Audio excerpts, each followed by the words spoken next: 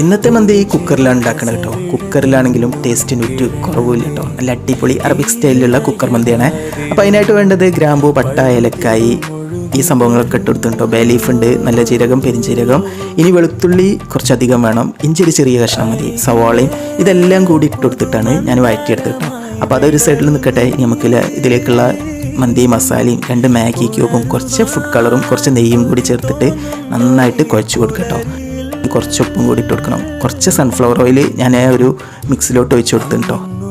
ചിക്കന് പരത്തി കൊടുത്തിട്ട് നന്നായിട്ടൊന്ന് വേവിച്ചെടുക്കുക. ഒറ്റ വിസിൽ വരുന്നത് വരെ വേവിച്ചെടുത്താൽ മതി കേട്ടോ. വെന്ത് കഴിഞ്ഞിട്ടുണ്ടെങ്കിൽ അതിലോട്ട് കുറച്ച് മല്ലിൻ്റെ ഇല, ആ ചിക്കൻ മാറ്റി വെച്ചാണ്. ഇപ്പോൾ റൈസ് വേവിക്കുമ്പോൾ ഞാൻ കുറച്ച് ഫസ്റ്റ് കാണിച്ച ഇൻഗ്രീഡിയൻസ് ഒക്കെ ഉണ്ട്, ഹോൾ സ്പൈസസ് ഒക്കെ ഇട്ട് കൊടുത്തേ. ആ ഒരു സംഭവം കൂടി ഇട്ട് കൊടുത്തിട്ട് 2 പച്ചമുളക് കുത്തി വെക്കുക. എന്നിട്ടൊരു 10 മിനിറ്റ് നേരം ദം ചെയ്തെടുത്തിട്ടുണ്ടെങ്കിൽ അടിപൊളി കുക്കർ മന്തി തയ്യാറായിട്ടോ. ഒരു അരമണിക്കൂർ നേരം ഒന്ന് മാറ്റി വെച്ചാൽ മതി. പോലെ ഉണ്ടാക്കി വേണ്ടിട്ടോ. അടിപൊളി ടേസ്റ്റാണ്, വേറെ ഒന്നും വേണ്ട കേട്ടോ. ഇതിൻ്റെ കൂടെ കുറച്ച് മയോനീസ് വേണം കേട്ടോ.